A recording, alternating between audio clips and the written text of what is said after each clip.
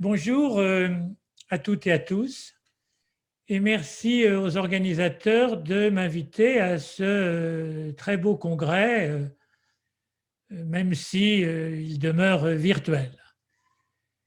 Alors vous savez sans doute que depuis quelques années, une nouvelle classification du diabète a été proposée et mon propos est de vous rappeler brièvement ce qu'est cette nouvelle classification et puis de commenter sur ce qu'elle apporte. Alors je me présente, je suis Bernard Charbonnel, professeur d'endocrinologie à l'Université de Nantes. Voilà mes liens d'intérêt.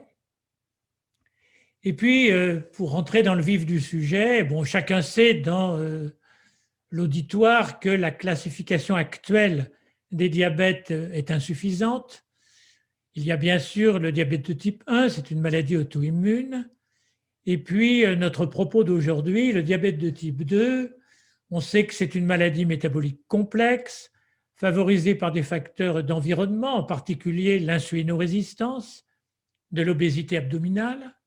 Mais on sait aussi que pour faire un diabète en face de l'insulinorésistance, il faut un déficit au moins relatif dans la sécrétion d'insuline, que ce déficit d'insulinosécrétion est lié à la génétique, mais les gènes ne sont pas connus et tout ceci est donc encore un peu flou. On sait aussi que le diabète s'aggrave au fil des années, mais d'une manière très variable suivant les individus. Bref, ce qu'on appelle diabète de type 2, c'est clairement une maladie hétérogène qui combine de nombreux facteurs et il serait évidemment important de pouvoir les dissocier. Alors, c'est ce qu'ont essayé de faire en 2018 des auteurs suédois dans cette analyse de 5 grandes cohortes suédoises, près de 15 000 patients diabétiques, et où les auteurs ont analysé les patients en fonction de 6 variables, des variables assez simples au moment du diagnostic. L'âge des sujets, le poids, le niveau d'HbA1c, la sécrétion d'insuline et la résistance à l'insuline mesurée par les index un peu grossiers que sont les index HOMA et les anticorps anti-GAD. Et grâce à une analyse statistique un peu sophistiquée, à partir de ces 6 variables phénotypiques, les auteurs ont pu identifier 5 clusters, c'est-à-dire agrégats, de ces 6 variables. Alors, vous voyez sur le schéma de la publication que pour l'HbA1c, le BMI, l'âge, le HOMA-B et le HOMA-S, il y a des différences significatives suivant les clusters justement en question entre ces différents sous-groupes, même si il y a aussi des chevauchements pour chacun des paramètres, quels que soient les sous-groupes considérés. Alors, ces remarques étant faites, 5 clusters ont donc été décrits. Un cluster 1 avec une présence d'anticorps anti-GAD, autrement dit un diabète auto-immun pris à tort pour un diabète de type 2, survenu assez jeune dans la maladie, avec un poids normal, un déficit insulinique, un mauvais contrôle métabolique. Un cluster 2 qui ressemble beaucoup au cluster précédent, mais sans les anticorps anti-GAD. Un cluster 3 insulino-résistant et obèse. Un cluster 4 obèse mais pas ou peu insulino-résistant. Et un cluster 5 obèse mais peu insulino-résistant, mais survenant chez des patients plus âgés que le cluster précédent. Alors vous voyez qu'à chacun de ces clusters a été attribué des lettres, SAID, IDD, CIRD, MOD, MARD, qu'on retrouvera ensuite dans la littérature. Alors, si je veux résumer cette analyse, il y a des différences cliniques. Les clusters 1 et 2, caractérisés par un déficit insulinique, vont avoir au diagnostic une HbA1c plus importante et vont souvent avoir besoin d'insuline dans le cours de l'évolution. Le cluster 2, lui aussi insulinopénique, mais sans les anticorps, est à plus haut risque de développer une rétinopathie que les autres. Le cluster 3, insulino-résistant et obèse, est à plus haut risque de voir se développer une NASH ou une néphropathie. Par contre, il n'y avait pas grosse différence entre les 5 clusters pour le risque des complications cardiovasculaires. Alors voilà quelques illustrations. Vous voyez sur ce schéma emprunté à la publication que les clusters 1 et 2, insulinopéniques, l'un avec des antigades, l'autre sans antigades, vont au fil des années avoir besoin d'insuline, ce qui est rarement le cas des 3 autres clusters. Vous voyez que pour ce cluster 3, insulino-résistant et obèse, qui par ailleurs est à plus haut risque de NASH, vous voyez que le risque de développer une maladie rénale est beaucoup plus important que dans les 4 autres clusters. Un mot de prévalence. Alors dans ces 5 cohortes, la prévalence du diabète de type 2, du LADA et du type 1 par les critères traditionnels était la prévalence attendue, à vrai dire. Et voilà ce que ça donne lorsqu'on découpe ces cohortes dans les sous-groupes. Eh bien, vous voyez que le cluster 1 est plus fréquent que ce qu'on pouvait attendre, puisque c'est le classique LADA dans le fond.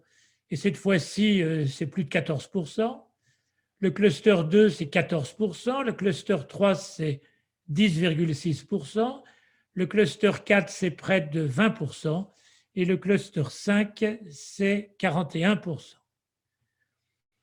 Alors, ce qui est intéressant, c'est que finalement, lorsqu'on regarde ça d'un peu plus près, on voit que près de 60% des diabétiques de type 2, ainsi reclassifiés, apparaissent de bons pronostics.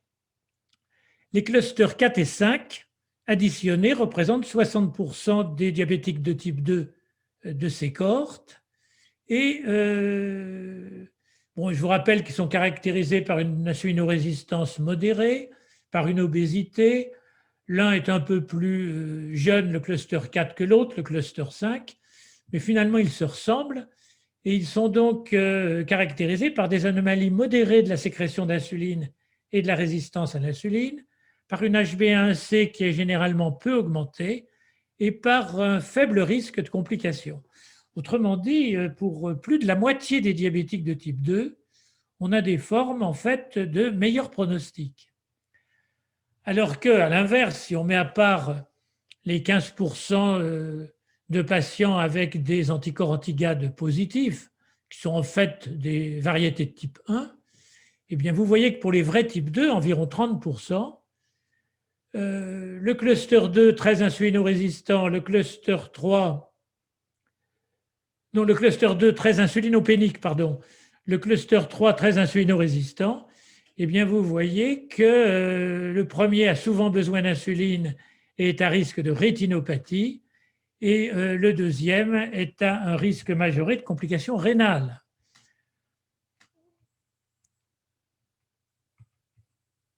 Bon, je n'ai pas la néphropathie, ce n'est pas grave. Donc, voilà donc cette nouvelle classification proposée en 2018 par les Suédois. Alors, ce qui est intéressant, c'est de voir que depuis 2018, cette nouvelle classification a plus ou moins été validée par de nouvelles études. Et ce qui apparaît, c'est qu'il s'agit d'une vraie avancée pour les futures études de recherche clinique, y compris celles sur l'efficacité des médicaments. Bon, par contre, est-ce que c'est vraiment utile en pratique clinique quotidienne, du moins en 2021? Sans doute pas. Alors voilà un exemple de validation de cette classification, validation récente par un registre allemand de plus de 1000 patients, où l'insulinopénie et l'insulinorésistance ont été caractérisées par le clan hyperglycémique, autrement dit un gold standard par rapport aux index OMA, où la stéatose hépatique a été caractérisée par la méthode IRM de référence et où la neuropathie a été ajoutée aux 2 autres complications microvasculaires. Donc on retrouve ces 5 clusters, on retrouve à peu près la prévalence attendue après les après l'étude suédoise. Et on retrouve les mêmes différences pronostiques, plus de stéatose hépatique dans le cluster 3 avec insulinorésistance, plus de complications microvasculaires, la rétinopathie et la neuropathie dans le cluster 2 avec insulinopénie et la néphropathie dans le cluster 3. Une nouvelle analyse du même type a été publiée très récemment dans une revue prestigieuse, Nature Medicine, à propos de 2 registres de prédiabète, une cohorte Discovery et une cohorte étiquetée Replication. Et de la même manière, de nombreux paramètres phénotypiques avaient été analysés, et même dans une des cohortes, un score génétique. Alors cette fois-ci, il a été retrouvé non pas 5, mais 6 clusters, donc on n'est tout de même pas très loin d'une validation de l'approche dont je suis en train de parler.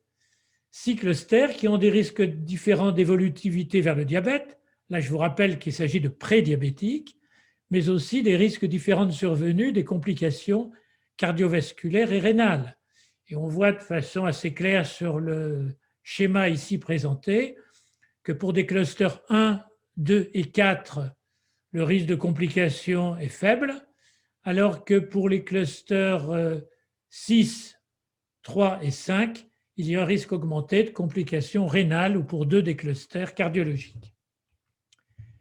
Toujours dans la même rubrique de la validation de la classification suédoise, il y a eu enfin l'analyse en cluster de l'étude ADOPT. Alors vous vous rappelez que l'étude ADOPT est une étude un peu ancienne, elle date de 2006, et elle avait évalué la durabilité de l'action hypoglycémiante de 3 monothérapies, la metformine, la rosiglitazone et un sulfamide. Alors il est frappant de voir dans ce schéma comment pour les 5 paramètres, HbA1c, BMI, âge, OMA-B, OMA-S, à quel point les figures sont superposables à celles de l'étude suédoise. Et de même, à peu de choses près, pour la prévalence des 5 clusters. Mais ce qu'a ajouté l'étude ADOPT, c'est, au-delà des considérations sur les complications, des considérations sur l'évolutivité de la maladie. Bon, vous vous rappelez que l'étude ADOPT avait montré qu'il y avait une mauvaise durabilité de l'effet hypoglycémiant des sulfamides et une bonne durabilité de l'effet hypoglycémiant des glitazones, avec une durabilité intermédiaire pour la metformine. Eh bien, on voit que ces résultats, qui sont des résultats moyens dans l'étude ADOPT, ne sont pas les mêmes suivant les clusters, et que la mauvaise durabilité des sulfamides, en orange sur la diapositive, est surtout observée dans les clusters 2 et 4. Alors, c'est sans doute quelque chose d'important pour la recherche clinique à venir, car pour l'étude de l'efficacité des médications, il faudra sans doute désormais l'évaluer non pas dans un groupe compact étiqueté diabète de type 2, mais puisqu'il y a des différences dans les sous-groupes de la nouvelle classification. Alors en pratique clinique quotidienne, par contre, c'est moins clair. Parce que, toujours dans la même publication, les auteurs de cette nouvelle analyse de ADOPT ont comparé la valeur prédictive d'efficacité hypoglycémiante des antidiabétiques avec la classification en 5 clusters, ce que je viens de vous montrer, mais aussi une approche pragmatique utilisée depuis toujours par les cliniciens dans la vie de tous les jours, à savoir des critères cliniques simples, l'âge, le poids, le sexe, l'HbA1c au moment du choix du traitement. Et par exemple, on savait bien du temps des glitazones que chez un patient obèse, insulinorésistant, les glitazones seraient très efficaces, alors qu'elles le seraient peu chez des sujets à poids normal. Eh bien, le modèle qui utilise la combinaison de ces critères simples dans la publication, sans faire appel à leur regroupement en cluster, sans faire appel aux index OMA, finalement, il fait aussi bien et même un peu mieux que la classification en cluster que je viens de vous montrer. Donc voilà, qu'est-ce que je peux conclure sur ce qu'apporte la nouvelle classification du diabète de type 2 ? Bon, redire qu'il s'agit d'un progrès important pour la connaissance de la maladie et pour les études de recherche clinique à venir. Bon, on en voit aussi les limites. Les clusters regroupent des traits phénotypiques. Ces derniers ne sont pas spécifiques à chaque cluster. On l'a bien vu sur les images que je vous ai montrées. Il y a d'importants chevauchements entre eux. D'autre part, et c'est sans doute essentiel, il n'y a pas de base étiologique au cluster en question. Alors, ce n'est pas le cas du cluster 1 qui est auto-immun, mais pour les quatre autres clusters, il n'y a pas de base étiologique. Alors, on les suppose comme homogènes, mais c'est un postulat qui est vraisemblablement insuffisant. Et il faudra peut-être et sans doute dans le futur démembrer encore plus avant sur des bases qui ne seraient plus seulement phénotypiques, mais sans doute physiopathologiques, voire génétiques, les clusters en question. Ceci dit, une première étape a été franchie et les années à venir en recherche clinique, mais aussi peut-être en pratique clinique, amèneront à ne plus parler de diabète de type 2, mais des différents sous-groupes de la maladie. Merci beaucoup de votre attention.